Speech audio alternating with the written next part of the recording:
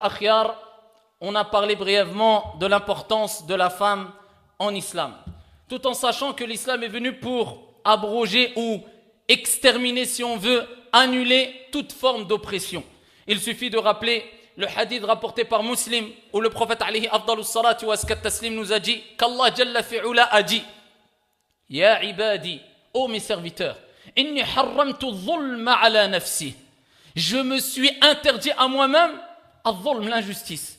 Allah Jalla wa ala n'a pas besoin de se justifier. Mais Allah subhanahu wa ta'ala nous montre l'importance ici de ce sujet, ou plutôt la gravité de ce sujet qui est l'oppression, en disant: je me suis interdit à moi-même l'injustice.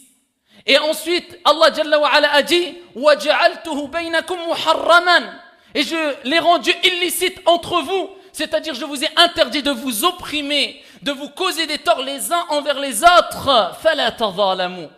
Ne vous causez pas d'injustice, ne vous causez pas de tort, ne commettez pas d'injustice. L'islam est contre toute forme d'injustice, que ce soit envers l'animal, que ce soit envers le musulman, que ce soit envers le non-musulman, et que ce soit aussi et surtout envers la femme. Et tel est notre sujet aujourd'hui, l'importance de la femme. Combien de femmes sont opprimées aujourd'hui? Et quelquefois on entend même des gens qui nous disent: l'islam opprime la femme. Quelle insolence, quel manque de pudeur.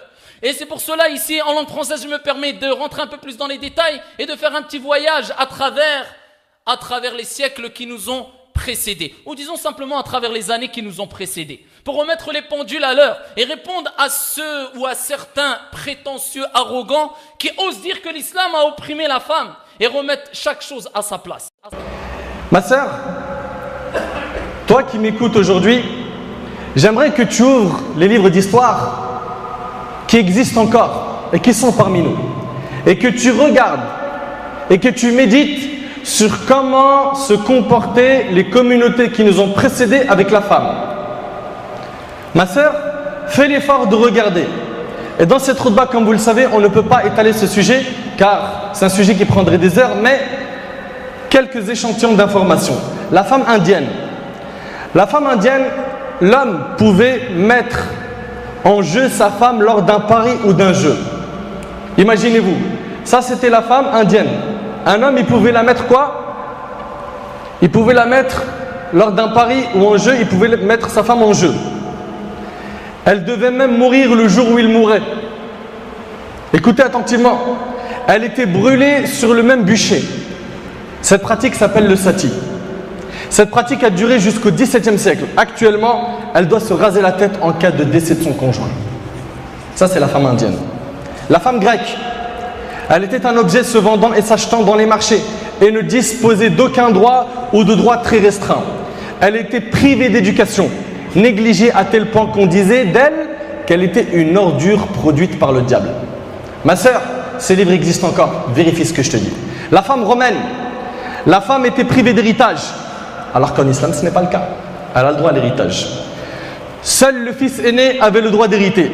Il avait même le droit de vendre les enfants qu'il voulait et il vendait en priorité les filles pour être des servantes.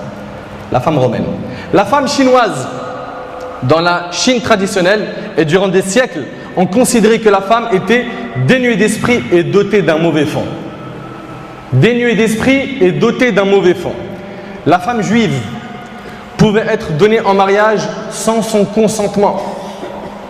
Et la dot est versée à son père et son frère. Ce n'est pas le cas. La femme en islam, la dot lui appartient. La femme en islam, elle a son mot à dire quand on lui présente quelqu'un. Elle ne pouvait pas demander le divorce. Et enfin, durant la période de menstrue, écoutez bien, la femme juive, durant la période de menstrue, quand elle était indisposée, elle devait se tenir à l'écart de son mari. Elle était considérée comme impure. Elle ne devait pas toucher à la nourriture ni à quoi que ce soit pour ne pas le souiller. La situation de la femme dans l'ancien christianisme. Le clergé avait une attitude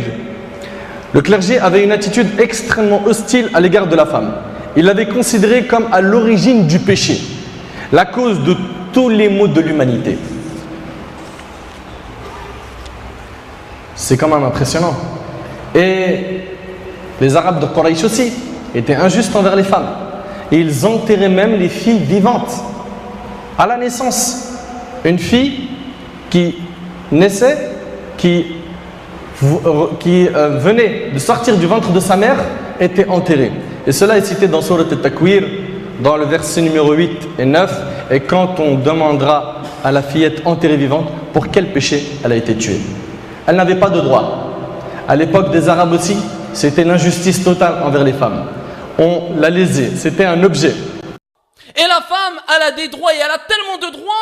Et je le répète encore une fois que si quelqu'un lit et réunit toutes les paroles du Coran et de la Sunna qui rappellent les droits de la femme, eh bien n'importe quelle femme dirait, eh bien quelle chance d'être musulmane.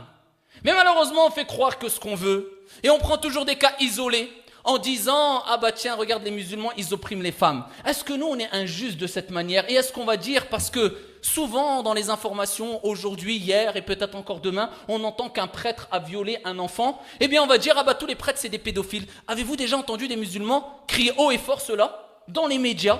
Est-ce que nous on dit cela? Est-ce que c'est répandu? Non, parce qu'Allah dit dans le Coran وَلَا يَجْرِمَنَّكُمْ شَنَآنُ قَوْمٍ عَلَىٰ أَنْ لَا تَعْدِلُوا اعْدِلُوا هُوَ أَقْرَبُ لِلتَّقْوَى وَاتَّقُوا اللَّهَ. Et que la haine que vous avez, que tu as de la haine envers un frère, envers une sœur, envers un groupe, envers des gens, même si tu as de la haine envers lui, si tu as un conflit avec lui, eh bien ça ne doit pas te pousser à être injuste, inéquitable. Wattaqullah. Même envers un ennemi, tu n'as pas le droit. Que dire envers une personne avec qui tu n'as pas ici de conflit? L'islam appelle à l'équité et la justice dans son jugement.